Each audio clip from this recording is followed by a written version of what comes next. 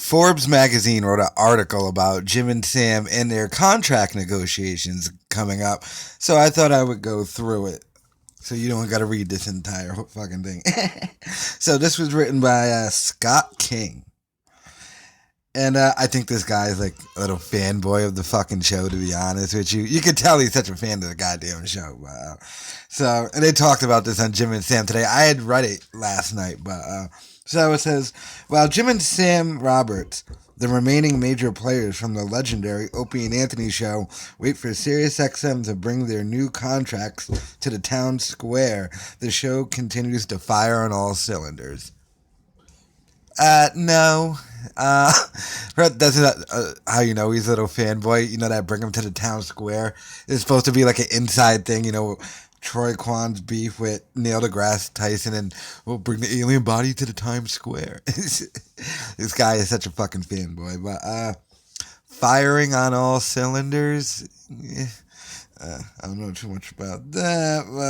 But he puts the number 2 program on the platform.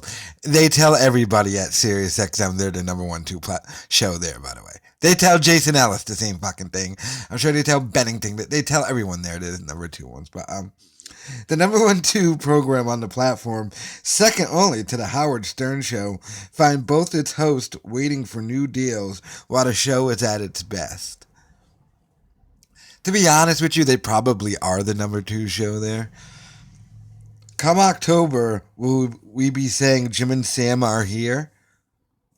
I really enjoy working with those guys a lot, Norton said, of the Jim and Sam team. If we go anywhere, maybe we go there as a show. I don't know, but I do enjoy them so much, so I hope not. I hope we don't get broken up. Where would you go as a show? Who would hire the Jim and Sam show? First of all, the craziest thing is, it would literally just be Jim and Sam. I mean, the other guys are Sirius XM employees. They would just stick them on other shows, I would assume. But do you think Compound Media is hiring the Jim and Sam show? No. So then he puts, one could surmise if Jim and Sam were to go anywhere else, it could be friend and former colleague Anthony Cumia's Compound Media Network. No. I'm just shitting on this. No. I don't think he could afford Jimmy. Never mind Jim nor Sam, and nor would they want to go there. But I want a contract done, either at Sirius or somewhere else, Norton said. I just want to get that wrapped up. It's annoying to be in negotiations. No one likes to be in negotiations. It's annoying. Well, he sort of said the same thing twice, but just in reverse there. So I'd like to get that wrapped up on some level. It's frustrating. It's just, what are you guys waiting for? They tend to be last minute over there at Sirius. That's just the way they do things. Yeah, I mean, it's always been that way. Well, O&A and all of them. That the contracts always sign like last minute. It's weird. The comedian expressed via email on Monday that things could be working out as far as his contract is concerned. But he'll believe it when he sees one signed. As for his partner, Sam believes the satellite radio company will do right by the duo and lock them in. I would hope so, Robert said. I think I might just be a little more optimistic and maybe I'm more naive. I don't know. I like being at Sirius and I feel like they like our show, and I think when push comes to shove, everybody will end up happy and we'll be where we want to be. Like I said, I believe Jimmy's pulling in at this point. You have to remember them firing Opie and Anthony and giving him a raise bump. I got him at around probably 600 G's, and Sam said he makes 6 figures, so exactly at 100,000. And my thought is that SiriusXM is probably offering them both at initially half, but way less than what they're making now. The great thing about the position Jim and I are in is that we have various things that we could be doing at this point. Could you? Sam isn't bluffing. He's become a fixture on the WWE network and has been pumping out a wide variety of content in his home studio, including Not Sam Wrestling Podcast. Sam is a fixture at the WWE because he works for Sirius XM. If Sam Roberts didn't work for Sirius XM, the WWE wouldn't give two fucking shits about Sam Roberts. They really don't give a fuck about him now, especially since he embarrassed himself on that wrestling thing. But go ask any wrestling solo monster that done. Go ask any wrestling podcast. Like, Sam Roberts is only there because he works at Sirius XM. Jim plays comedy clubs in theaters across the country, usually to sold-out crowds. He also has two successful podcasts, the Chipperson podcast and UFC Unfiltered, and filmed a scene for the upcoming Martin Scorsese Netflix film, The Irishman. Did that already come out? The Irishman? Yeah. Let me tell you something. You don't work at Sirius XM. Tells me Marty Scorsese won't be calling up your phone. The other bargaining chips. What's that? You see, this is how you know this little fuck who wrote this article is such a little fanboy. He knows all the inside chip things. What's that? Yeah, shut up, stupid. The pair having negotiations is that there's a lot that's working on the show since they started mornings together 2 years ago. Each host stays in his lane. Sam steers the program in whatever direction will make for an interesting back and forth and knows when it's time to move on. No, he doesn't. It's no, the fuck Sam doesn't.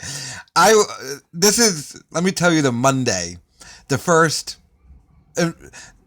half, or maybe the full entire Monday show of every Jim and Sam, talking about their lame fucking weekends. Like, Opie would know, hey, we're back from the weekend. Let's talk about the weekend for about, 15 minutes, then move on. Them niggas, that nigga Sam Roberts turned a fucking guy throwing up in his car story into literally an hour and a half. When all he had to say is, hey, that guy threw up in my car. Oh, yeah? Yeah. Now let's talk about something else. Most importantly, he lets Jim be funny. The stand-up has an unrivaled way of firing in the perfect line at the perfect time.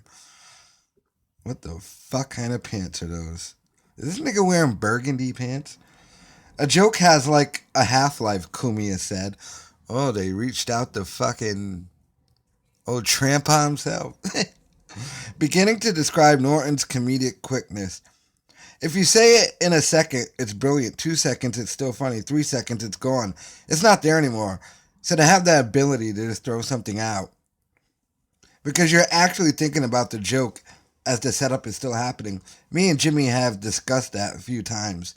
And not many people can really do that because you're trying to come up with a joke before the setup is even done yet.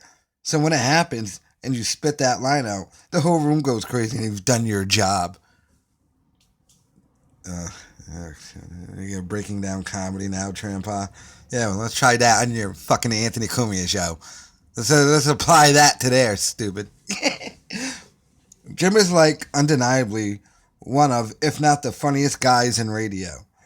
Robert said, it's such a blessing to be able to do a show with a guy like that because it's not the type of thing where we have to sit there for hours on end and try to find the humor in something or fake that we like each other or fake chemistry or anything like that. I feel like I'm in this kind of amazing position where I can just tee him up with some stuff that's absolute gold. I love doing a show with Jim and I find him so exponentially easy to do a show with. These little digs at O&A. Those fucking guys hated each other. There's something lovable about Chip, Lyle Chipperson, a dumb-witted Norton character who lives with his mother, Robert said. If you really start looking deeply at things, and I do, Chippin opens this window into the soul of Jim Norton. Yeah, god damn, I had to sneeze. Which none of the other characters do. Is that why he doesn't do them anymore? Well, we just keep it real. I could edit out that sneeze, but I'm not. So I like Chip in the sense that the rest of the characters I feel come from Jim's brain. And for better or worse, Chip comes from Jim's heart. That's why Chip is the most lovable, and people, whether they know it or not, I think are sensing that. What? My least favorite character is definitely Edgar Mellencamp, which Norton character who's an elderly man with a dry mouth. How fucking long is this article? Holy shit, this nigga's a little fanboy. Just because Edgar brings nothing, he brings nothing. When he starts talking, it's not going to go anywhere. It's not even going to be so bad that it's good. It's going to be a complete lack of anything substantial. He understands Chip completely, Norton said of his partner. He gets the characters more than most people, which is great. Anyone who doesn't like Sam on the Chip podcast is crazy. All right, we're starting to reach the realm of delusion here, people. According to Jim, fans have a deeper connection with Lyle than they may realize. Do we, nigga? Don't try. Just... The fact is that we all have Chip in us. I swear to God, if that cocksucker didn't say that ironically or fucking jokingly, I don't know what I'm gonna do. I was gonna say something, I got a video taken down. I swear to God, if that fucking asshole was being serious when he said this line, the fact that is we all have a little Chip in us. Alright, let me read the rest. Because this asshole could not have been trying to make a salient point of we all have a little bit of Chip in us. He could have been doing that. Alright.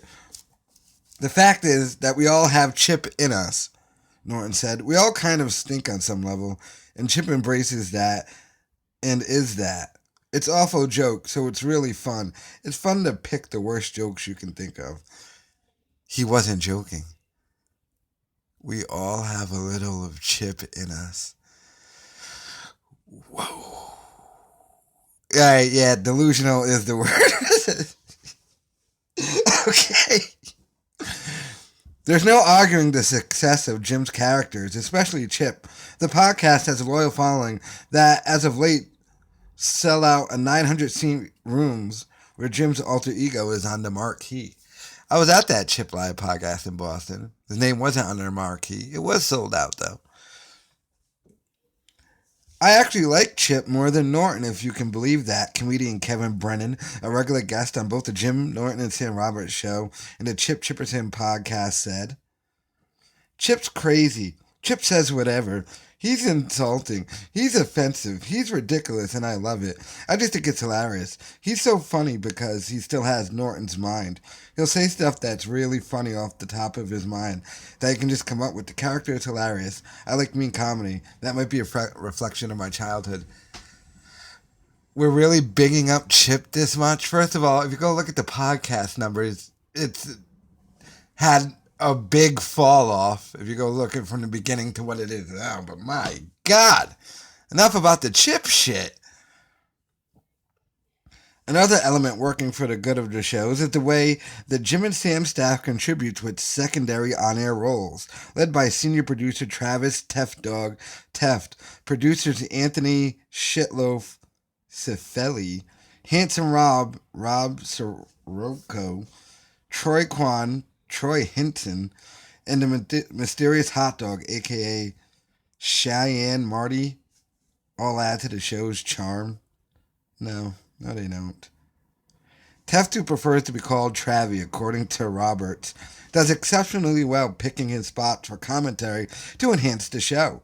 Some producers on the other shows solely stay behind the scenes, and others sound off too much.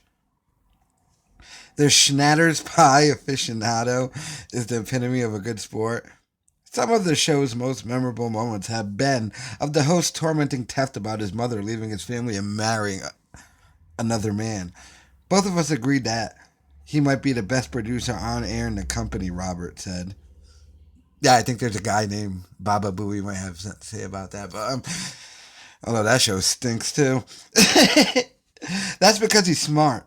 That's because he's funny. But that's also because he's in the role he wants to be in. He's not sitting there trying to figure out how to make it on the show. more or how to bring attention onto himself. He is just there for the show, and he's so good at knowing when he has something to contribute and when he doesn't.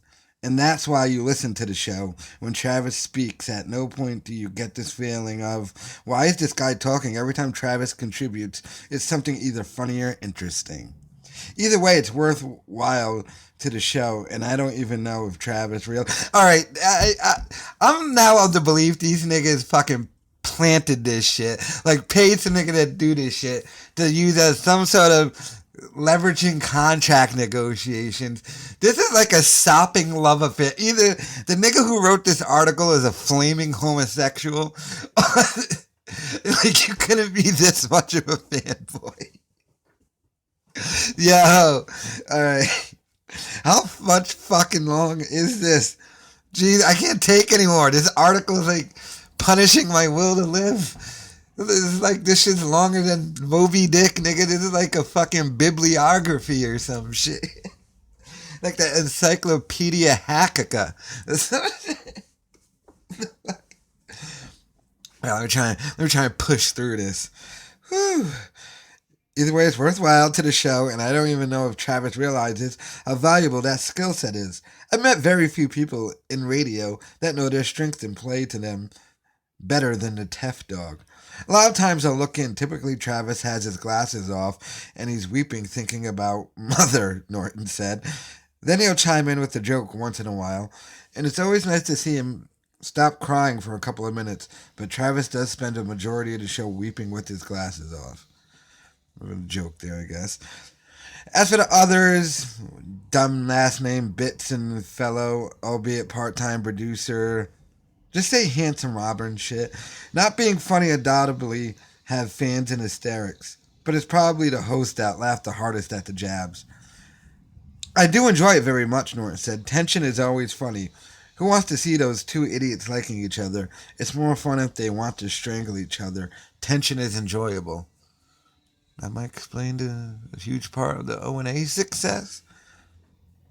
I don't think they're crazy about each other. They're not mean to each other, but they don't get together and talk. We're talking about the inside beef now between Handsome Rob and the other dude. So it is kind of like that off air. It's a little awkward for those guys, although they both pretend they don't care. Jim also helped elaborate on the mystery surrounding Hot Dog. I don't give a fuck about Hot Dog. I'm skipping about it. Also, what exactly does Troy do? He just sits there and he's really handsome and he plays music once in a while. He looks at me and Sam like we suck and we're ugly, Norton said, so that's kind of what... Whoa, this nigga, this is like painful to get through this fucking article, dude. That's kind of what Troy's job is, just to look at Sam and I accurately. First you said me and Sam, then Sam and I. So you use bad grammar, then you corrected yourself later in the sentence.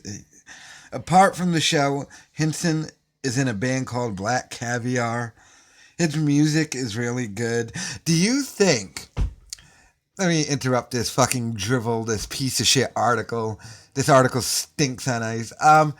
Do you think... Now I'm offering up a conspiracy to whoever could possibly still be fucking even listening to this video. I don't even know. I'm fucking over 10 minutes in. If you're still listening now, I kind of feel bad for you.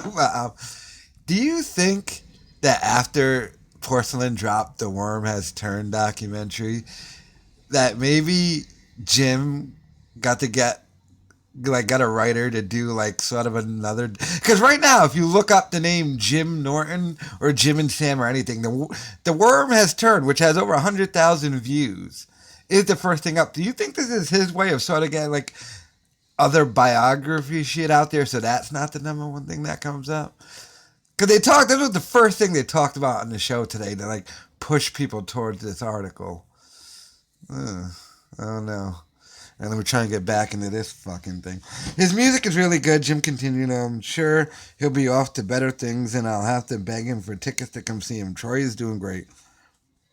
As of Wednesday morning show, there was no further mention of where Jim and Sam are with their potential new contracts. At this point, it's up to Sirius XM to find a way to keep incomparable perfect storm of hilarity on their airwaves. Very few radio shows celebrate the moment as good as the Jim Norton and Sam Roberts show. No, an email request for comments sent to Greg Hughes' website was not answered. Ooh, a little shy at Opie there at the end. Yeah, I wonder if my porcelain like that conspiracy here is good in full effect. But that was the article. The main title of it was "I'm a Gay Boy and I Love Jim and Sam" by Scott King. It was Sirius XM's Jim and Sam talk negotiations in their perfect storm of hilarity. Yeah, you know what wasn't a storm of hilarity? That fucking article. It stunk. Scott King stinks. What do you think about my porcelain documentary? If any of you could still possibly be even listening to this video, but that was the article, and yuck.